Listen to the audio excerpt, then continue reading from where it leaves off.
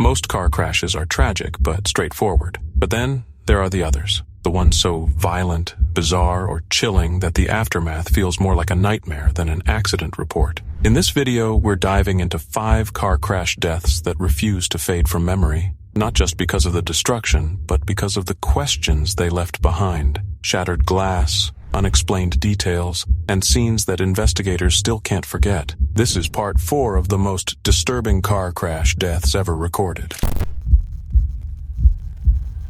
Celebrating her 21st birthday, killed in a horrific one-car crash on the Williamsburg Bridge. The man behind the wheel, a city traffic agent. He is now charged with DWI in the death of Amanda Miner. It was March 16, 2017 in New York City. Amanda Miner had just turned 21. She was home in Williamsburg, Brooklyn, taking a break from Lafayette College in Pennsylvania, where she was studying to become a social worker. That evening, she celebrated her milestone birthday the way so many young people do, surrounded by family, taking in the Broadway show Wicked, sharing dinner, and later meeting friends in Manhattan. But Amanda never made it home. At around 3:15 a.m., she climbed into the back seat of a gray Infiniti G37, thinking she was in safe hands. Behind the wheel was 26-year-old Stephen Hoy, an off-duty NYPD traffic enforcement agent. In the passenger seat sat his colleague, 24-year-old Michael Camacho. Amanda trusted them. She believed she was simply catching a ride back to Brooklyn after a night of celebrating. What she didn't know was that Hoy had been drinking heavily, 8 shots of vodka and 2 mixed drinks. His blood alcohol level was 0.12, far above the legal limit. Worse, he wasn't just drunk, he was reckless. On the Williamsburg Bridge, where the speed limit is just 35 miles per hour, Hoy pushed the Infiniti to a staggering 111 miles per hour. The car roared through the night, headlights blurring, the city racing by in a haze. And then, in an instant, everything shattered. Hoy lost control. The car slammed into a divider, then smashed into a support pillar with such force that the vehicle ripped apart, splitting into pieces like paper under a blade. Amanda, who wasn't wearing a seatbelt, was thrown from the wreckage. The impact was catastrophic. Emergency crews arrived quickly, but it was already too late. Amanda was declared dead at the scene. Just hours before, she had been alive, joyful, and full of plans. Now her family was waking up to their worst nightmare. Amanda's mother, Virginia Cabrera Miner, stood outside their Brooklyn home in disbelief. Just the night before, she had celebrated her daughter's 21st birthday. Now she was telling reporters through tears, "She's gone. She was a wonderful girl, my youngest.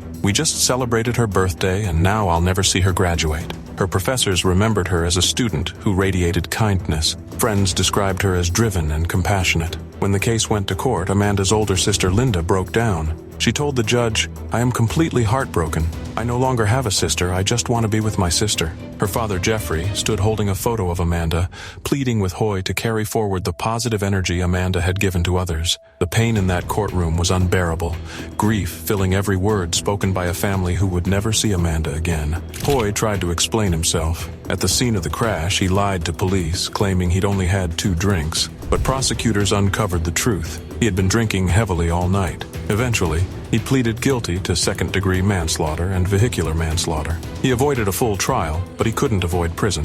The judge sentenced him to 4 to 12 years. In court, Hoy said, "I'm very sorry. I hope her family can forgive me. We were celebrating her birthday and it was a traffic accident." But Amanda's family pushed back. She was not celebrating with him. She had trusted him, trusted that he would get her home safely. Instead, his recklessness had destroyed her future. Even as Hoy's mother insisted her son was a good man, a father to his 5-year-old daughter, and not a heavy drinker, Judge Melissa Jackson made it clear. "You will serve time," she told him, "but your punishment will also be living with what you did. That will stay with you forever." The bus involved in the crash near Gerik that killed 15 university students was in sound mechanical condition before the incident.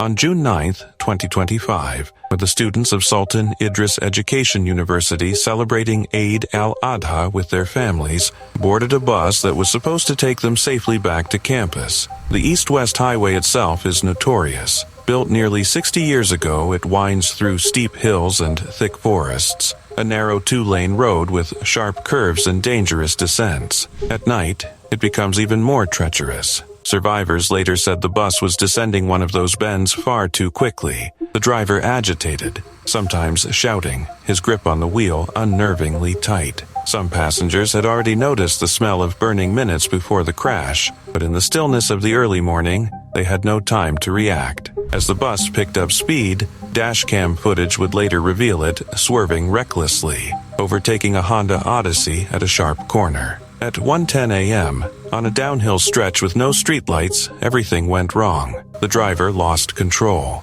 The massive vehicle lurched left, smashed into the back of a Perodua Alza, and then spun wildly. The guardrail meant to stop such a disaster bent and tore through parts of the bus as it overturned, sending passengers flying into nearby ditches. Windows shattered, metal shrieked, and in seconds the bus was torn apart. Many students never even had time to scream. They had been asleep when their journey ended. Drivers behind the bus described the scene as a nightmare unfolding before their eyes. The overturned bus lay mangled near a ravine. Steel and glass scattered across the road. Survivors stumbled out in shock, covered in blood, while others lay crushed beneath the wreckage. The minivan that had been struck was crumpled on the roadside, its passengers badly injured but alive. A passing motorist rushed forward to shut off the bus's engine, fearing an explosion. There was no fire, but the cries of those trapped inside echoed in the darkness. Emergency services rushed to the scene,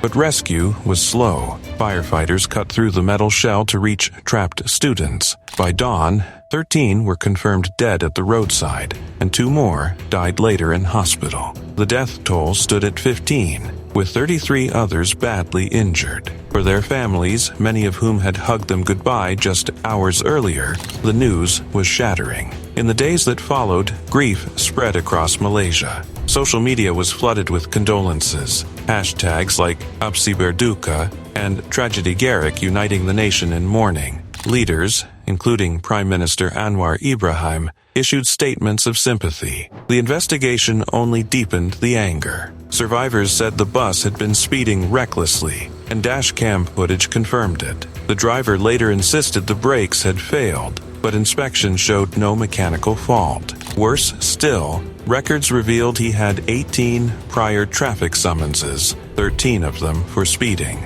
The bus company was no better, caught violating multiple safety standards and even subletting its operating permit illegally. The bus itself, though serviced in May, was an older model exempt from newer safety rules. There were no seatbelts for passengers. This was not just bad luck, it was a tragedy waiting to happen.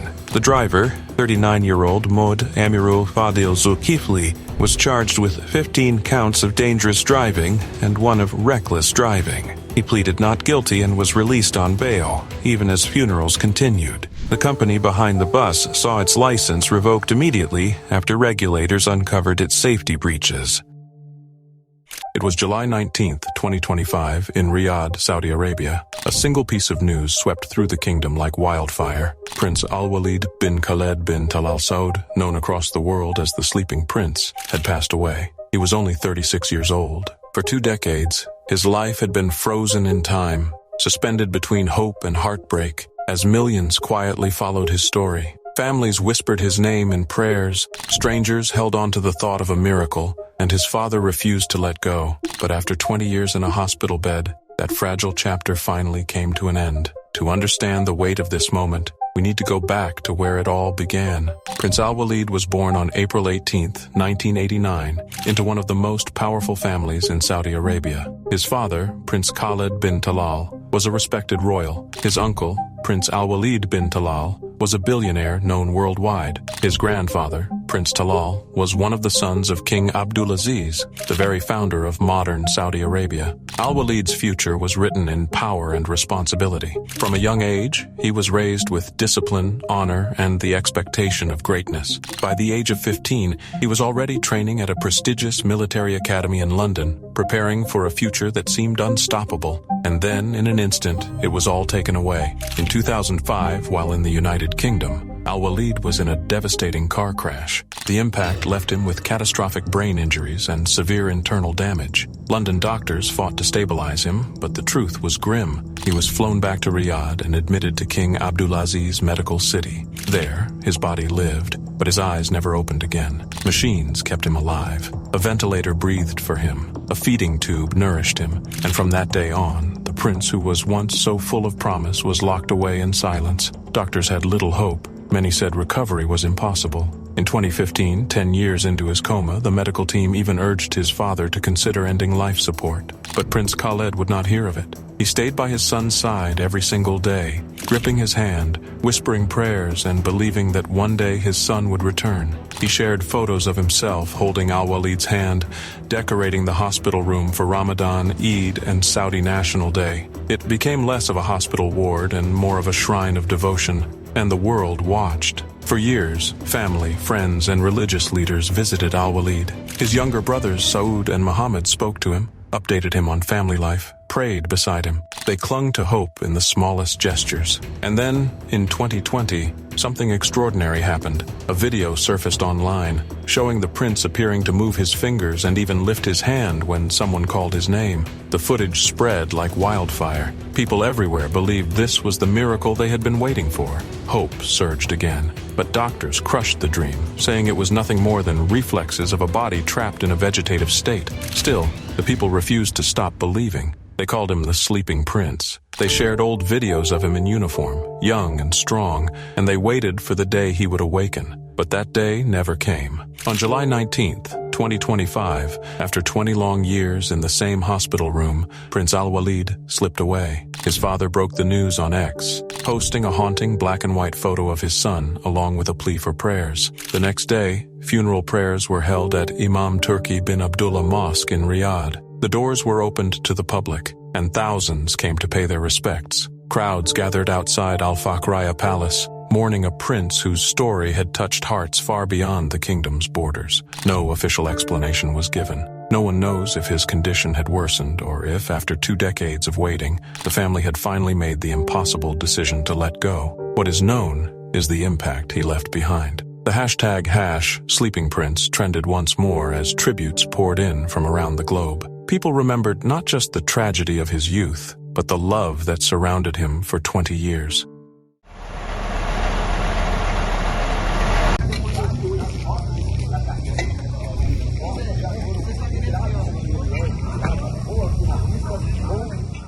It was just before dawn on December 21st, 2024, when the BR-116 highway in Minas Gerais, Brazil, turned into a scene of pure horror. The night had been quiet, the roads carrying the usual heavy mix of passenger buses, family cars, and massive freight trucks. But in Lahinia, a district of Teofilo Otoni, that silence was torn apart in an instant. A passenger bus, a small Fiat Argo, and a massive B-double road train collided in one of the most devastating crashes Brazil has seen in nearly 2 decades. Flames roared, twisted metal blocked the highway, and screams pierced the dark. By the time rescuers arrived, 39 people were gone, their lives snuffed out in the chaos, with 7 others fighting for survival. It was the deadliest traffic accident on Brazil's federal highways since records began in 2007. The BR-116 is infamous, often described as the country's most dangerous stretch of road, haunted by frequent disasters.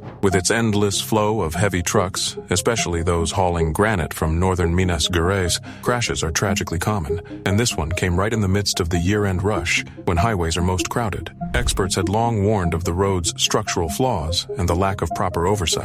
Even worse, the radar near the crash site, meant to keep speeds in check, had been removed just months earlier when a government contract expired. Locals already called this highway the Rodovia da Morte, the Highway of Death. That night, it lived up to its name. At first, firefighters thought the bus's tire had blown, sending it straight into the oncoming truck at high speed. But the truth was far darker. Investigators later revealed that a massive granite block had fallen from the truck's load, slamming into the bus and forcing it out of control. In seconds, the bus burst into flames. Inside, passengers were trapped, unable to escape as the fire consumed everything. The Fiat Argo, unable to stop in time, smashed into the wreckage and slid beneath the truck. Miraculously, its passengers survived, but most inside the bus were not as fortunate. When rescuers finally reached the wreckage, they found bodies so badly burned they could hardly be identified. Then came the shocking twist. The truck driver, whose license had already been suspended after refusing a breathalyzer test 2 years earlier, walked away from the inferno unharmed. and vanished into the night. Receipts showed he had been hauling granite blocks far heavier than legally allowed, traveling from Ceará to Espírito Santo. Security cameras captured the horrifying moment of impact and the explosion that followed, but the man at the center of it all had disappeared. For 2 days, his whereabouts remained a mystery, while the families of victims buried their loved ones just before Christmas. Brazil's president, Luiz Inácio Lula da Silva, expressed his grief online, calling the tragedy terrible and offering prayers for the survivors. The governor of Minas Gerais vowed full mobilization to support those affected.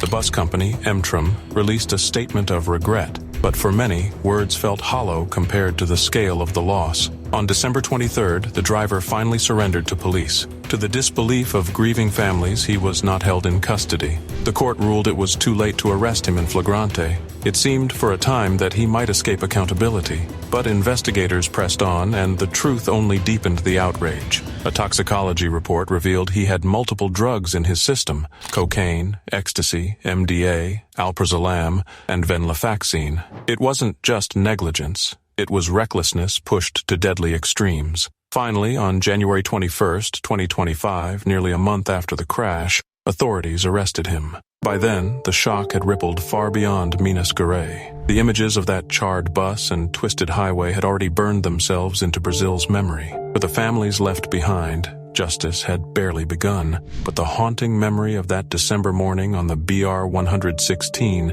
would never fade. We're learning more about the deadly crash that shut down I-20 in Kaufman County yesterday.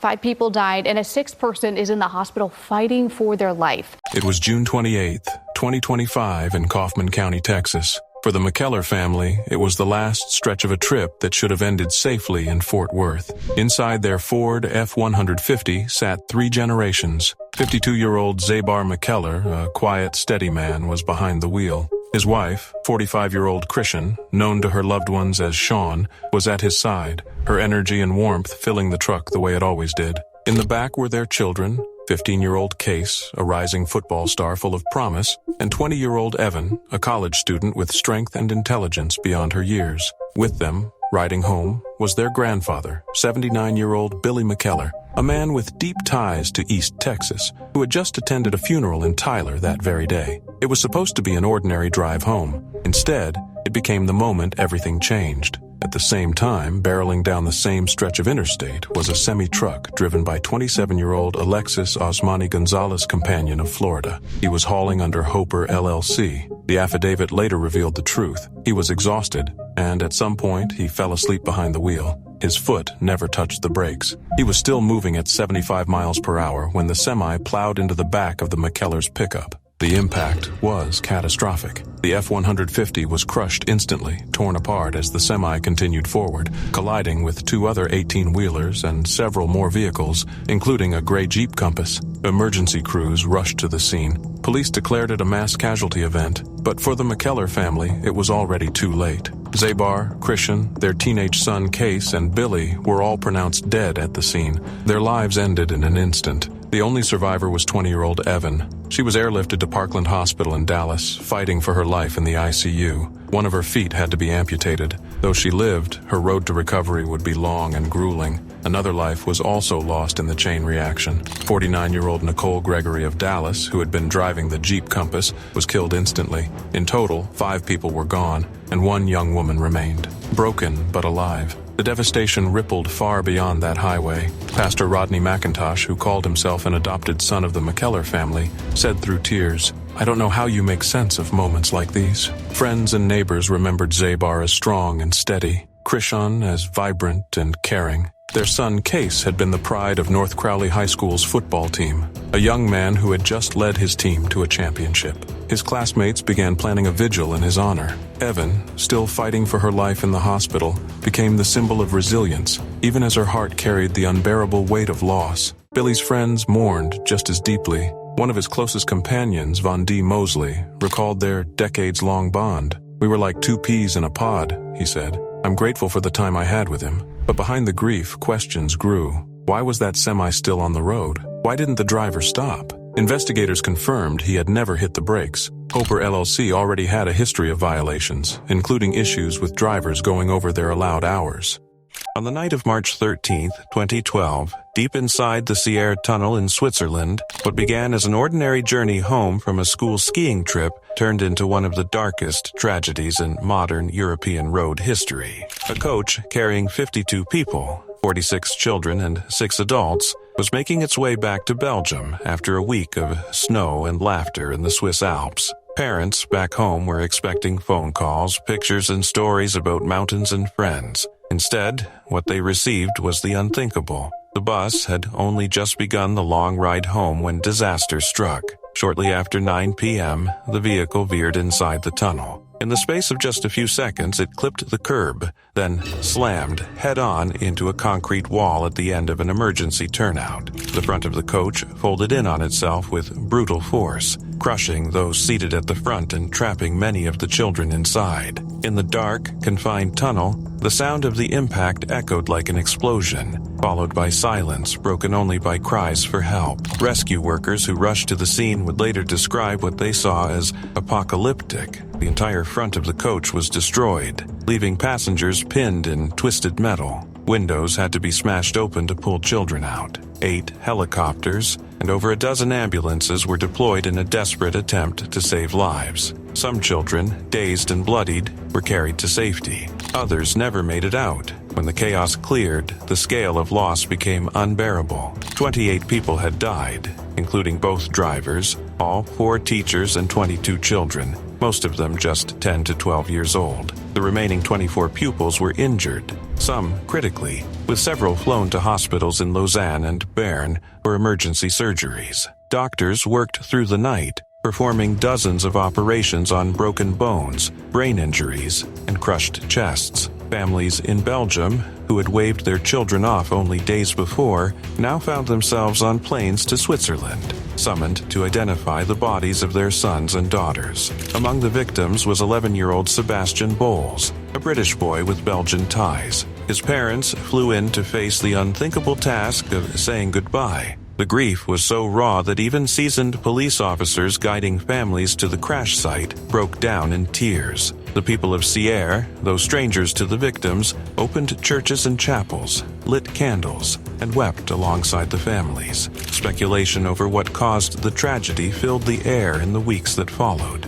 Investigators ruled out alcohol, fatigue, and technical failure. Rumors swirled. Was it human error? Did the driver reach to change a DVD in the onboard entertainment system? Or was it simply a split-second mistake in the worst possible place? The official inquiry ended by attributing it to a non-criminal error, but for the grieving families, no answer could ever be enough. In Belgium, the impact was felt like a national wound. A day of mourning was declared, flags flew at half-mast, and military planes repatriated the bodies of the children and teachers. Entire communities fell silent as coffins were carried into local churches, the air heavy with disbelief. Teachers, classmates, neighbors, everyone seemed touched by the enormity of the loss. What makes this tragedy so haunting is not just the numbers, but the cruel contrast between what was and what should have been. Just hours earlier, these children had been skiing, laughing, and taking photos with their friends. They should have been coming home with stories to tell, souvenirs to show, and memories to last a lifetime. Instead, parents were left with silence, empty beds, and the unbearable ache of absence. Years later, a memorial was built near the crash site in Sierre, a circle of trees planted above the tunnel to honor the 28 lives lost. It stands as a reminder of that night when joy turned to horror in an instant, when children never returned home, and when 2 nations were united in grief. For those who lost sons, daughters, friends, or colleagues, the memory of that tunnel remains a scar that will never fade, a reminder of how fragile life can be and how sometimes the most ordinary of journeys can end in unimaginable tragedy. At least 6 people have been killed in the Netherlands after a lorry ploughed off-road and into a community barbecue on Saturday. It was a warm summer evening on August 27, 2022, in the quiet Dutch hamlet of Zuidzide near Nieuw-Beierland. Families and neighbors gathered under a canopy for a barbecue hosted by their local ice skating club. The scene was idyllic, children laughing, plates filled with food, bunting strung between trees. Then, in an instant, that piece was obliterated. A truck, belonging to a Spanish transport company, appeared on the dike road above. Witnesses later recalled seeing it pause at a junction, as if uncertain. Then, instead of continuing safely, the massive vehicle veered off the embankment. It plummeted down the slope and straight into the heart of the gathering, smashing through tables, chairs, and the people who only moments earlier were celebrating together. The joyful hum of conversation turned into screams, chaos, and silence. By the time rescue workers arrived, the devastation was clear. 6 lives were lost instantly, and hours later, a 7th, an unborn baby, was also counted among the victims. 7 others were rushed to hospitals,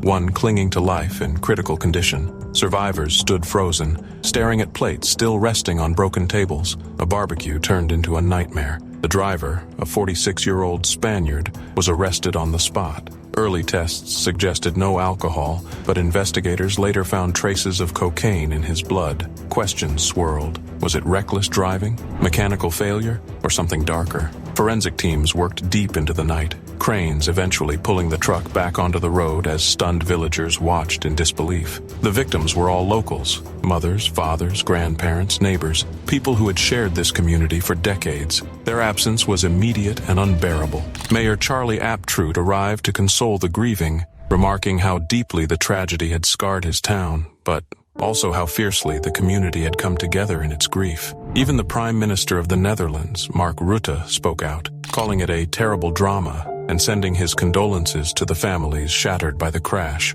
But words could not undo the damage. Chairs lay overturned, bunting still fluttered in the breeze, and the ground bore the scars of the truck's deadly path. What was meant to be a joyful summer evening became one of the darkest moments the village had ever known. A haunting reminder that sometimes tragedy strikes not on highways or busy cities, but right in the heart of a community gathering where no one ever expects it. It was a Sunday night in March 2019 in Odessa, Ukraine. 33-year-old Victoria Kravchenko was sitting in the passenger seat of a BMW X6 next to 22-year-old Shamil Gav as the car raced through the streets. Witnesses said they were speeding alongside a Porsche, engines roaring, chasing adrenaline. What neither of them knew was that within minutes this ride would end in flames. Victoria wasn't just anyone. She was a mother of 2, a daughter and a businesswoman. She carried with her a story that connected the quiet streets of Odessa to the glamour of Hollywood. Her father, Valery Kravchenko, was once stunned by a revelation that linked their family tree to none other than Sylvester Stallone. It began decades earlier when Stallone's mother, Jackie, began digging into her family's roots in the Soviet Union. With help from Mikhail Gorbachev himself, the KGB traced her grandmother's line back to Odessa. The trail led straight to Valery's family, proving that the Kravchenkos and Stallones were distant cousins. Jackie flew to Odessa, where she met Valery face to face.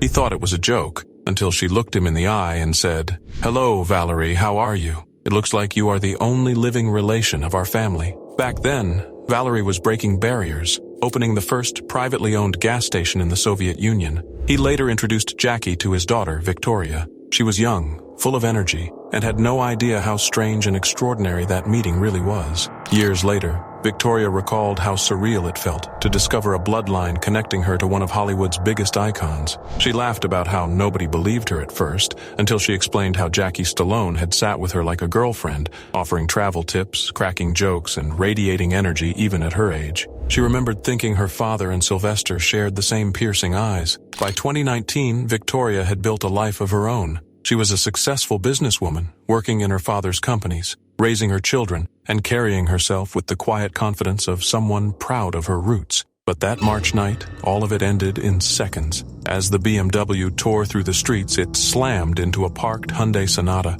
The impact sent the car spinning, metal screaming as it lost control. Then came the moment no one could take back. The BMW smashed into a utility pole carrying high-voltage wires. In an instant, the night lit up with fire. The car exploded, flames swallowed the vehicle, and Victoria and Shamil were trapped inside. There was no escape. By the time emergency crews arrived, the scene was already beyond saving. All that was left was a blazing wreck, the smell of smoke heavy in the air, and 2 lives cut short. Security cameras captured the exact moment the car spun out of control, a few seconds that replayed over and over as investigators reviewed the footage. A thrill ride turned to silence.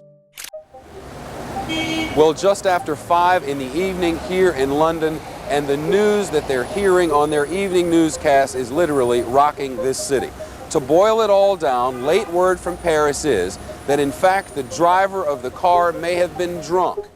In the early hours of August 31st, 1997, the world awoke to news that would shake it to its core. Diana, Princess of Wales, a woman adored across continents and often described as the People's Princess, had been involved in a devastating car accident in Paris. Just after midnight, Diana and her companion, Dodi Fayed, left the Ritz Hotel in a black Mercedes S2Y. With them was their driver, Henry Paul, and Diana's bodyguard, Trevor Rees-Jones. The car slipped out of the hotel's rear entrance. A decoy moved to avoid the mob of photographers at the front and sped through the Paris streets toward Dodi's apartment. Moments later, tragedy struck inside the Pont de l'Alma tunnel. At approximately 12:23 a.m., the Mercedes, traveling at high speed, clipped a white Fiat Uno and swerved out of control. It slammed into the 13th pillar of the tunnel with devastating force. Henry Paul and Dodi Fayed were killed instantly, while Trevor Rees-Jones somehow survived despite horrific injuries.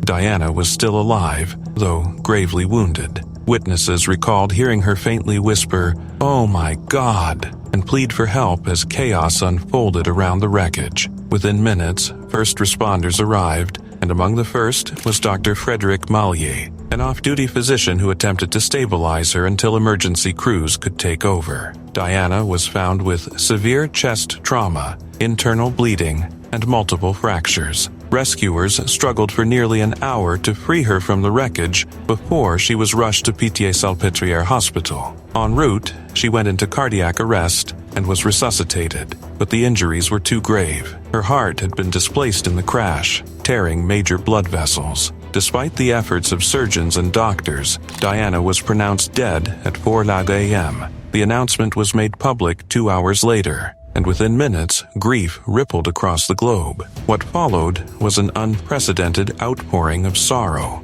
Outside Kensington Palace, seas of flowers began to pile up, with more than 1 million bouquets left in the days that followed. Across Britain and the wider world, people wept openly in streets, churches, and schools. Television stations suspended regular programming to cover the story continuously. Diana's death was more than the passing of a royal figure. It felt like a collective wound to millions who saw in her someone who embodied compassion. Almost immediately, questions arose about how such a tragedy could have happened. French authorities launched an inquiry that concluded Henri Paul had been intoxicated and driving at more than twice the speed limit.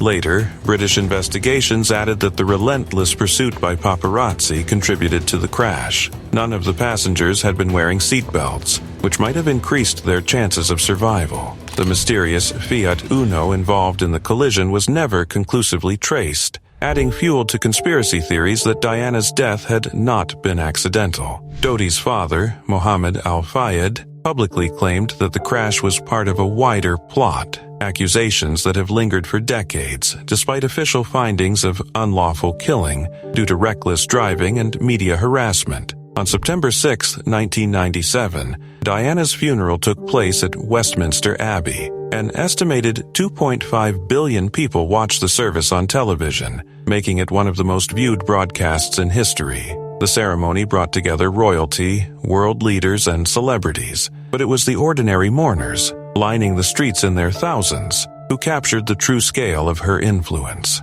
Elton John performed a reworked version of Candle in the Wind that would go on to become the best-selling single of all time, while her brother, Earl Spencer, delivered a powerful eulogy condemning the way his sister had been treated both by the press and, indirectly, by the royal family. After the ceremony, Diana was laid to rest at her family's estate in Althorpe, where she remains today. The death of Diana reshaped the monarchy and the media forever. The royal family faced intense criticism for their initial silence, which many saw as cold and detached, forcing them to adapt in the face of public anger. The press, too, came under scrutiny, accused of playing a direct role in the tragedy through their relentless pursuit of Diana in life and in her final hours. More than 2 decades later, her death remains a defining event of modern history, one that still casts a long shadow.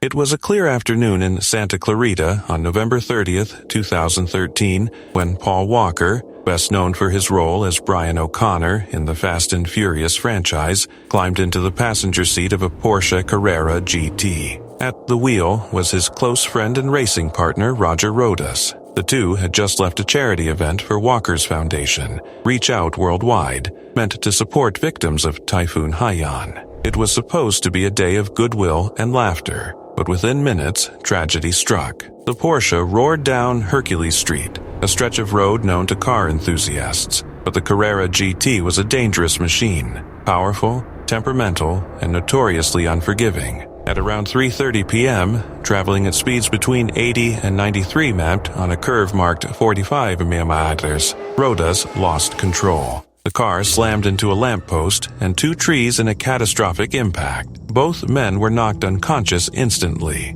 Flames erupted almost immediately, turning the Porsche into an inferno. Friends from the charity event sprinted toward the smoke, fire extinguishers in hand, desperate to save them. Among them was Antonio Holmes, who had just spoken with Walker minutes earlier, but the fire was relentless. Witnesses described the unbearable helplessness of watching as the men remained trapped inside. In seconds, the car was reduced to a twisted shell of steel engulfed in flames. By nightfall, news had spread worldwide. The image of the charred red Porsche was broadcast everywhere, a grim symbol of loss. Paul Walker was gone at just 40 years old. For fans, the shock cut deep. On screen, Walker was the man who always walked away from the wreck. In real life, fate offered no retakes. Investigations revealed no alcohol, no drugs, no racing, just speed and aging tires that made the car uncontrollable. The Carrera GT, already infamous, had once again shown how deadly it could be.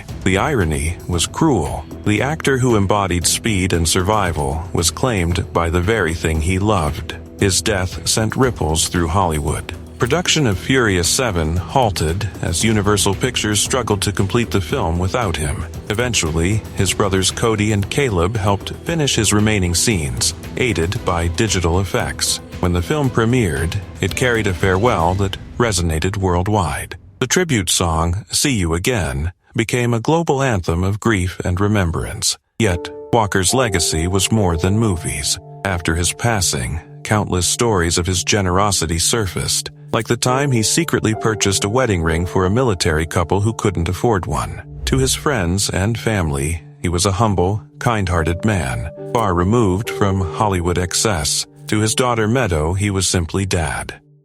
Well, I can see the green Glasgow City Council bin lorry, which is right outside Queen Street Station, at the corner of George Square. It appears to have come to a halt into the side of a wall.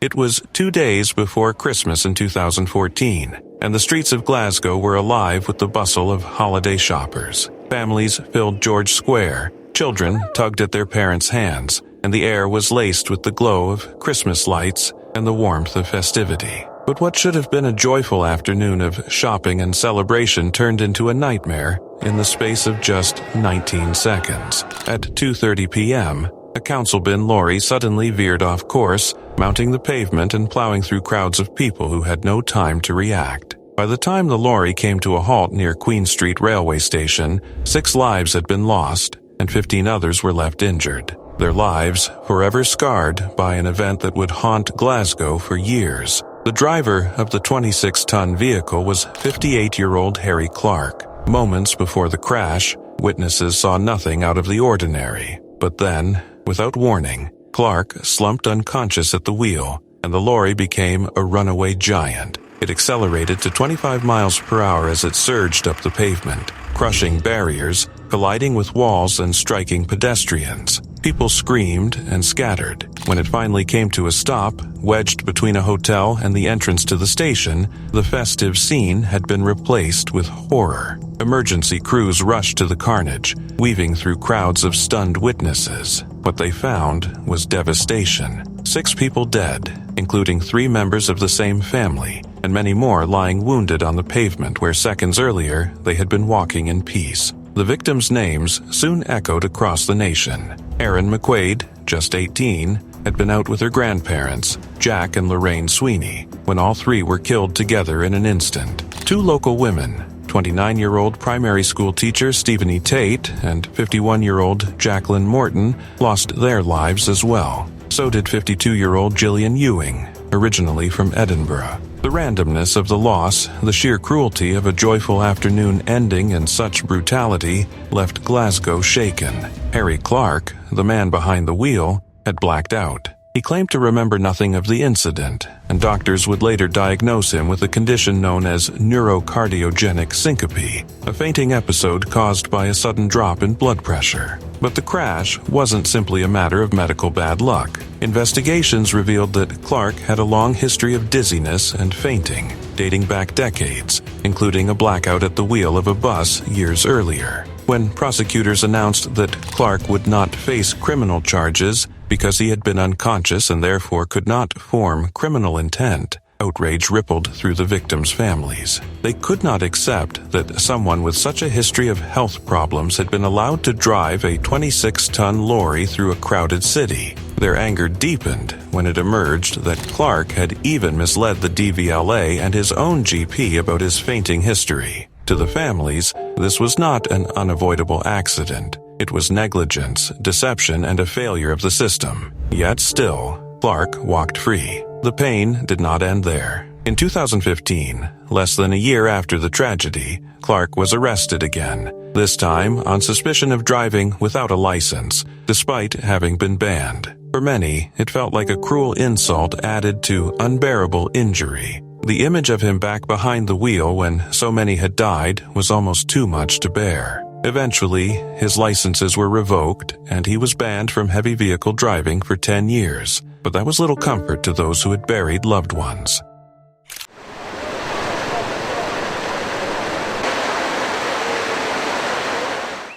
It was the morning of December 29th, 2024, in Ethiopia's Sidama region. On the Galana Bridge, a truck packed with passengers pushed forward. Too many people crammed together, holding on tightly as the vehicle swayed across the narrow road. Some had just finished long days at a coffee worksite, their clothes still carrying the smell of harvest. Others were dressed in celebration, returning from a wedding where music and laughter had filled the night. For many, it was supposed to be a simple journey home. Instead, it became a nightmare. As the truck approached the bridge, its wheels hugged the edge of a road notorious for sharp bends and steep drops. Then, in a terrifying instant, control was lost. The vehicle swerved, skidded, and before anyone could scream, it plunged off the bridge into the Ganaldoria River below. The crash was so sudden, so violent, that the truck was swallowed by the water with dozens of people trapped inside. The scene that followed was devastating. Locals rushed toward the river, wading into the current, shouting names, clawing through mud and debris in desperation. But the water gave little back. Bodies began to surface, pulled out one by one and laid on the riverbank, blue tarps covering what was once life. 68 men and 3 women, gone in an instant. Entire families shattered, neighbors and friends lost together. Some parents had buried children in the mud of the river. Some children had lost their parents forever. A few survivors clung to life. 4 people were pulled out alive, battered and broken, their breaths shallow. They were rushed to Bona General Hospital, one in such critical condition that doctors transferred him to a referral hospital hours away. Their words were barely whispers, but their eyes carried the horror of what they had just lived through, the sound of metal tearing, the helpless cries of those trapped underwater, the silence that followed. Officials later confirmed what many feared. The truck had been dangerously overloaded, carrying far more passengers than it ever should have. Some were sitting on top of the vehicle, others squeezed shoulder to shoulder inside. It was a deadly gamble, a common sight on Ethiopia's roads where transportation is scarce, regulations weak, and drivers often forced to push the limits. Witnesses said the vehicle had missed the bridge entirely, plunging straight into the river as if swallowed by the bend itself. By nightfall, the riverbank had become a place of mourning. Families wept openly, clinging to each other for support, their cries echoing across the valley. Volunteers and rescuers, exhausted and mud-stained, stood in silence after hours of pulling bodies from the water. The weight of the tragedy was unbearable. 71 lives lost in a single instant, all because of one overloaded truck and one dangerous road. For Ethiopia, it was another entry in a grim pattern. Deadly road accidents have long haunted the country, where poorly maintained vehicles, overburdened trucks, and treacherous roads claim thousands of lives each year. But for the families left behind in Sidama, statistics meant nothing. This wasn't just another number. It was brothers, sisters, mothers, fathers, gone in a single plunge off the Galana Bridge. Un trágico accidente ocurrió la madrugada de este sábado sobre la carretera Escárcega-Villahermosa, en el estado de Campeche, en el sureste de México. It was February 8th, 2025, on the Escárcega-Villahermosa highway in southern Mexico. Inside a Tours Acosta bus, 48 passengers were present. They had left Cancun the night before, embarking on an overnight journey to Tabasco. At around 2 a.m., the calm of the night was ripped apart. A massive trailer truck, barreling in the opposite direction, suddenly veered into the bus's lane. There was no time to brake. In the blink of an eye, steel met steel in a head-on collision of unimaginable force. The impact ignited the bus instantly, transforming it into a rolling fireball. Within moments, the night sky lit up orange, the flames rising high enough to be seen from miles away. By dawn, the only thing left of the bus was its skeletal metal frame, charred beyond recognition. 41 people, including both drivers, never made it out alive. The fire moved too fast, consuming everything in its path. Survivors described waking up to suffocating smoke, screams of panic, and unbearable heat closing in. Some clawed their way to the windows, shattering glass with bare hands, cutting themselves in desperation.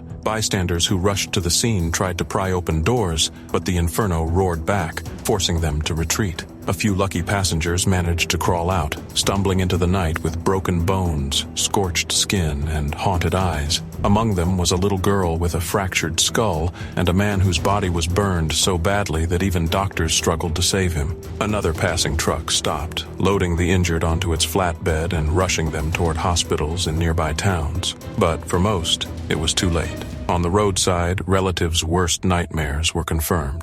41 lives had been wiped out in a matter of minutes, and the bodies were so badly burned that officials told grieving families identification would take months. DNA testing, they said, was the only way. The heartbreak only deepened as relatives gathered in Tabasco, some refusing to believe their loved ones were gone, others collapsing in grief as vigils with candles and prayers began to fill the streets. The bus company, Tours Acosta, insisted that the vehicle was in optimal condition and traveling at a moderate speed, in line with federal rules, but questions arose almost immediately. Was one of the drivers overtired after too many hours on the road? Witnesses at the scene claimed the truck had swerved recklessly into oncoming traffic moments before the crash. Authorities did not rule it out. As investigators combed through the wreckage, fragments of bone and 18 skulls were recovered. Grim reminders of how violent the inferno had been. The tragedy sent shockwaves through Mexico. Local leaders arrived quickly, offering condolences and promising aid. The governor of Tabasco, Javier May, declared that state and federal forces would coordinate to uncover the truth. Even the highest offices of government were pulled in. Jose Ramiro Lopez Obrador, brother of the president, was charged with overseeing the investigation, while forensic teams worked tirelessly night and day to recover remains and provide families with answers.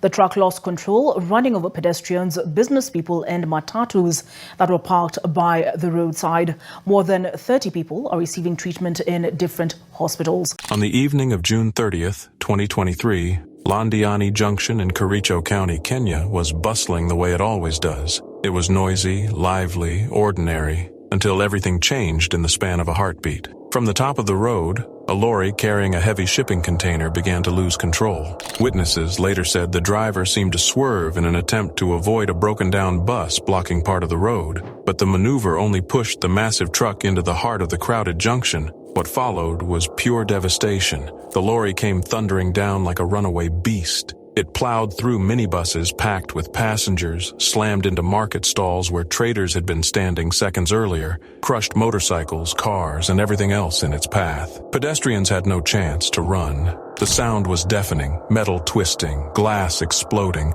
screams cutting through the chaos. In seconds, the lively marketplace was reduced to rubble and ruin. When the dust settled, the scale of horror became clear. At least 52 people lay dead. Many were market traders, parents shopping with their children, or boda riders waiting for fares. Another 30 were injured, some critically, trapped beneath the wreckage as rescuers fought desperately to pull them out. Heavy rain made everything harder. Mud slowed down emergency crews. Visibility was poor, and bystanders dug frantically with their bare hands to help free the trapped. For survivors, the memories were seared into their minds. Some recalled loved ones being there 1 second and gone the next. Others described how the lorry cut through the crowd like a blade, its red container finally tumbling off and landing on a grassy slope by the roadside. The Kenyan Red Cross rushed to the scene, organizing an urgent blood donation drive for the injured, while ambulances raced back and forth to local hospitals overwhelmed by casualties.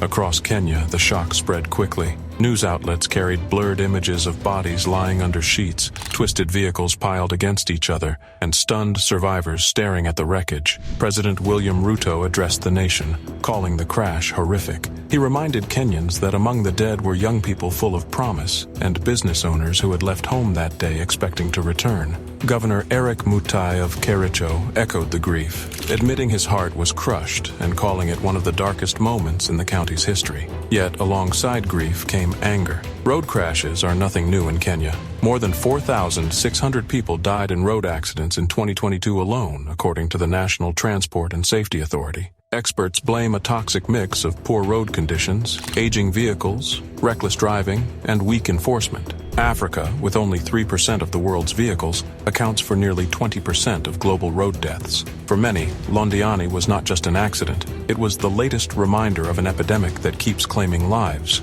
Transport Minister Kipchumba Murkomen promised sweeping reforms in response to the tragedy. Stricter driver testing, speed cameras on dangerous highways, and relocating roadside markets away from high-traffic areas. But many Kenyans met those promises with skepticism. For families who had lost loved ones, no new regulation could undo what had happened in that market. By morning, Londani Junction was no longer just another roadside market. It had become a symbol of grief. Flowers, candles, and handwritten notes began to appear at the site. Parents wept openly for children they would never see again. Survivors, still in shock, replayed the moment when life went from ordinary to unbearable. June 30th, 2023 was not just another statistic. It was a scar left on an entire community. It was the day a bustling marketplace turned into a graveyard in the span of seconds. And for Kericho, for Kenya, and for Africa, it was another painful reminder that behind every road accident number is a face, a family, and a story cut short.